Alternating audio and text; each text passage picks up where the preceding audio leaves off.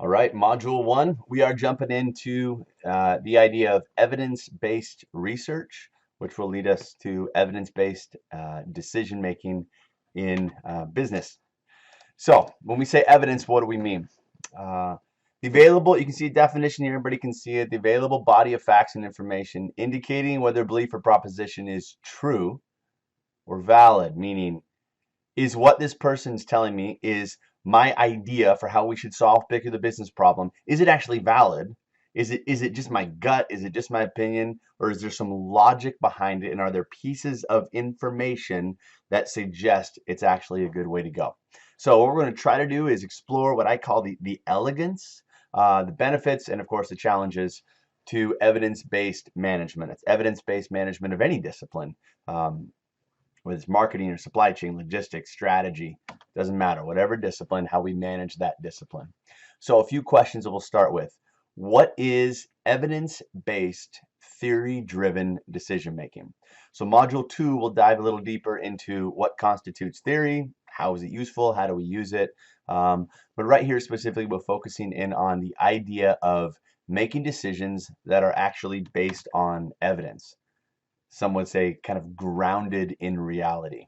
The second question, of course, is why does that matter? And then what are the boundary conditions?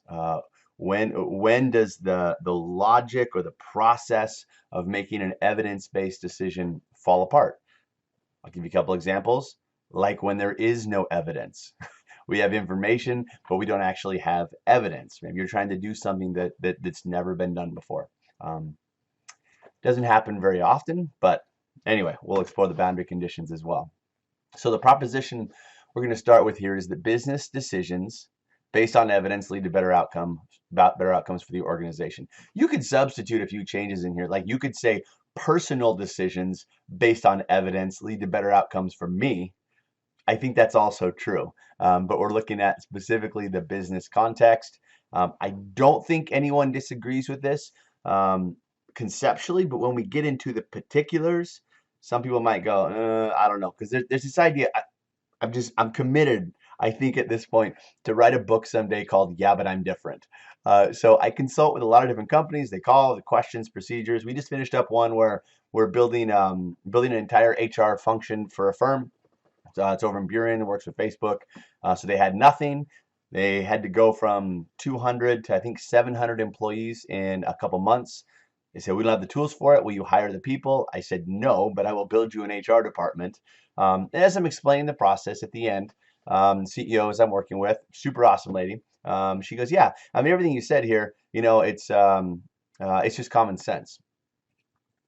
And I looked at her and I said, then why are you paying me so much money to be here? And we kind of had a good laugh about it because business is one of those areas where people think, oh yeah, it's just common sense, right? You just kind of make a good decision. You kind of go with your gut, kind of read the environment, and you'll know what to do. No, if it's common sense, why do we have over 90% failure rate of startup businesses? I mean, there's all kinds of evidence that suggests it's not particularly common sense. We draw on theory. Mainly we draw when we make decisions on, again, evidence. So that's a proposition. There's a few subpoints. Weightier decisions require weightier evidence. Okay, this is the idea here is the magnitude of consequences. This is where you start. How big is this decision? Don't think that you know, right? You want to get multi-source, multi-method data, get other people's opinion, get data from multiple sources. But how big is this decision? For instance, if you go into McDonald's, no, that's disgusting. If you go to Chick-fil-A, there we go. If you go to Chick-fil-A and you're sitting there staring at the menu going, man, should I get the spicy chicken sandwich or the regular chicken sandwich? I just can't decide. And how many pickles do I want on there? Okay. We're all going to say you're crazy if you're sitting there for half an hour, and for good reason. You probably are crazy for giving so much analysis to really a simple decision, right? The magnitude of consequences is not very high. Unless, of course, you have ulcerative colitis. Unless, of course, if you choose the spicy chicken sandwich, you may end up in the hospital. Then you should probably take some more time before you decide, because there's a different consequence. if you're located in Ellensburg and you're trying to decide, okay, I just want a part-time job as I'm going through school. Should I work at the teriyaki place or should I work at the new Thai place in town? Like which one? I have some experience that I can get a job. Gosh, and you take 3 months to decide which one to apply to. You don't need to do that, right? The consequences are lower. However, if when you get out, you have an opportunity from a venture capital firm to start your own business or to go to work at Microsoft, don't make that in a split second, right? There's a different magnitude of consequence. I know I've said the same thing, repeat it a million different ways, because this one's really important. When we're talking about getting evidence to make a decision, the first question is not what the evidence is. First question is, how big is the decision? Bigger decision requires weightier, more valid evidence. Subpoint number 2, not all data is evidence. If you ever tried to buy a car off of Craigslist, you know this already. A lot of people spitfire a bunch of stuff. With information technology, anybody can put whatever they want that can show up in a Google search. Information is different. Data is different. They're actually, information and data are different, side note. But data is not evidence. So you have to kind of be able to develop the skill is what's applicable here, right? What would I say is evidence for a particular decision? And then that evidence should be weighted based on its validity. I have a professor of mine over at Wazoo. It seems like every time I talk to him, he laments the loss of credibility from subject matter experts. And I don't mean like just professors or NASA or something like that. He says that he can throw in his very narrow area. He's like west of the Mississippi, one of the best one of the best there is here. Um, but he can throw something out on the internet, and the the dude down the street, he's an ag guy, right? The dude down the street who grows good carrots, he shows at the county fair, can throw something out there on the internet, and they're weighted by many people equally. They go, oh well, this is Dr. Hudson's opinion, and this is Joe Schmo's opinion. Well, I'll just see which opinion I kind of like. And he's going, it's crazy. We do that with people, meaning have to distinguish what's a good source, a valid source of information. And we also do it with different types of information. Could be information as in where it's posted, could be information as in that's an opinion, and that's an actual longitudinal hypothesis test. So evidence should be weighted based on its validity, and we should get input on whether or not the evidence is actually valid. So a few concepts. The danger of going with your gut. What major did you choose? And did you go with your gut? You go, yeah, I just sat down, thought about it. Yeah, this one just kind of makes sense. The stars aligned, the clouds parted, and it was like, yeah, I'm going to be that major. Or did you look at the labor market forecast for the next 2 decades? Did you look at starting salary? Did you look at job placement rate? Did you look at internships? Did you talk to a bunch of people? Going with our gut usually doesn't work. Why? Because it's massive arrogance. It assumes that we have not only all the information that we need, but we have the best information. Basically says that I know best, so I'm going to make the call. I'm going to go with my gut. And you can have a couple successes, for sure. You can have some successes doing that, but eventually there'll be far more failures if you're not going with evidence. So, point number 1, don't go with your gut. Go with the evidence. Point number 2, go with your gut, not just with the evidence. So the beauty of going with kind of your gut instinct on a decision is that other people know more information than I, right? More sources, all compiled. It's the whole argument we talk about, like equity, diversity, inclusivity. Like the reason for that is that more people are generally smarter if you can get their ideas than a person.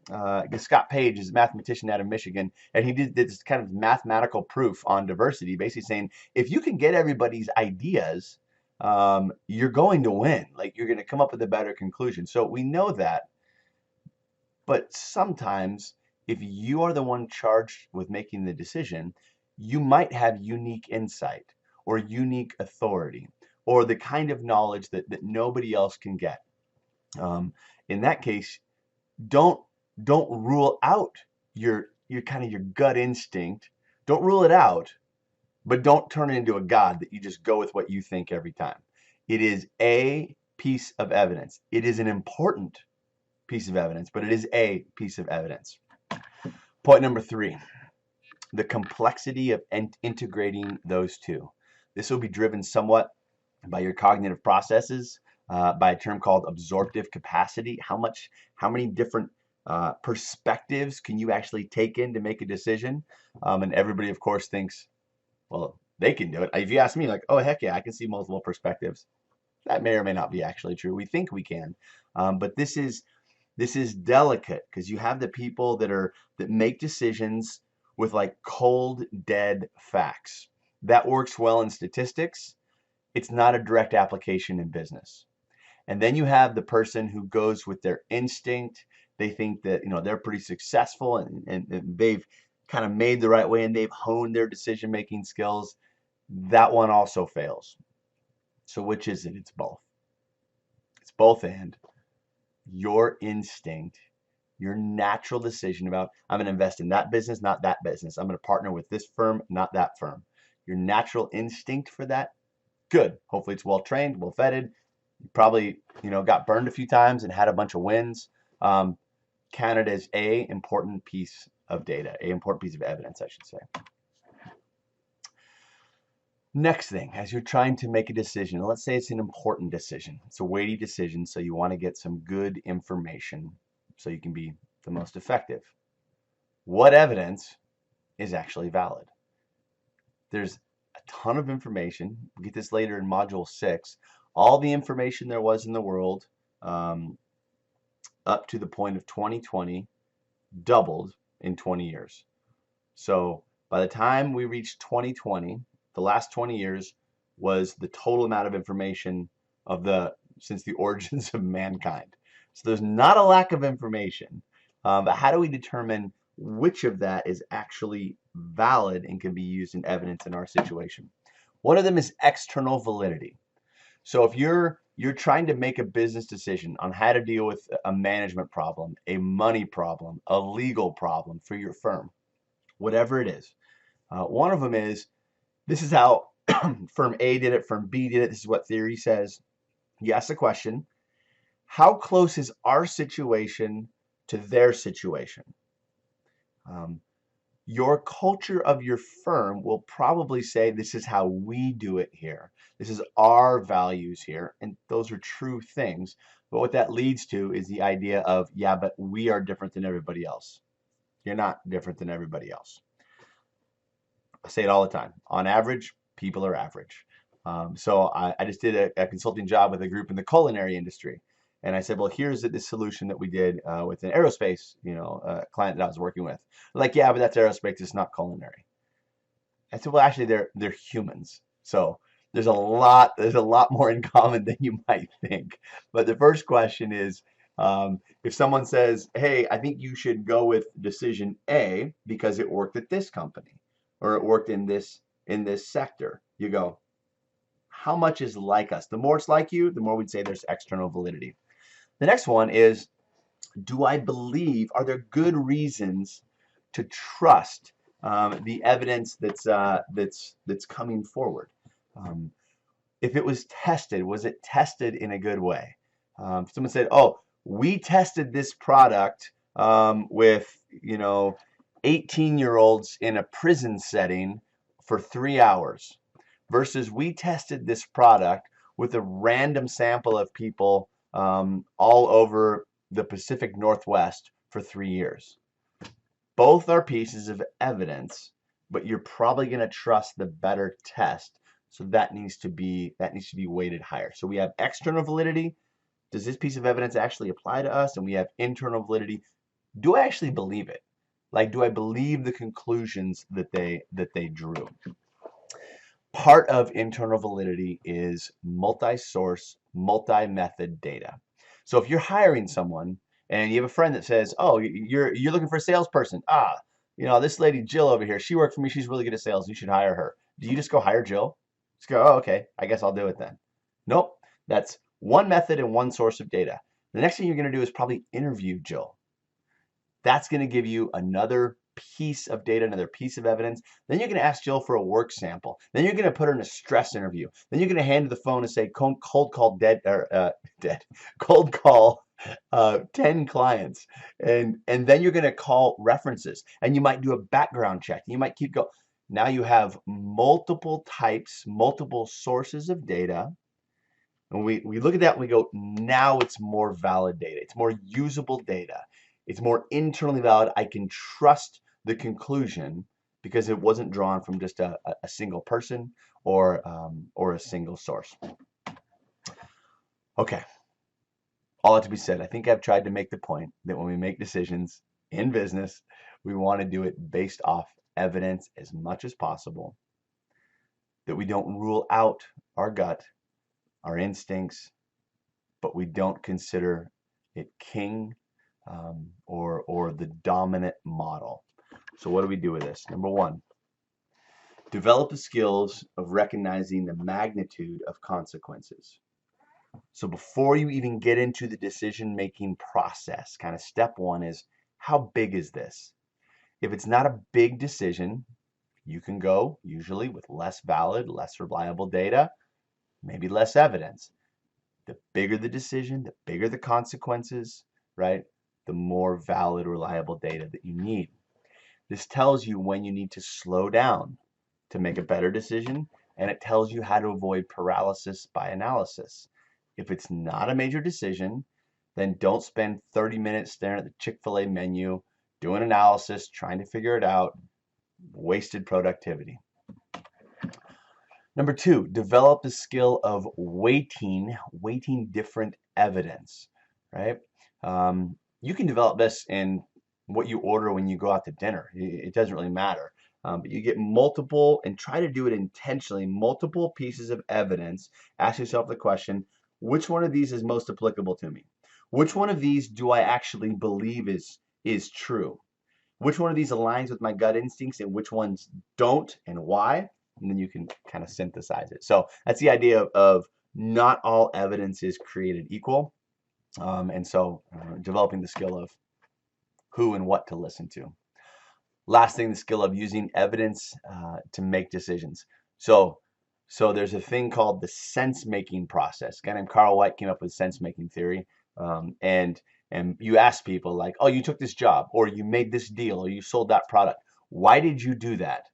And they'll give you an answer, kind of sense-making. Oh, well, it was because this opportunity came up, and I really value, X over here. But they couldn't have told you that beforehand. They can only tell you afterwards, right? So a way of developing the skill of of using evidence to make decisions is, I tell people, journal it, write something down.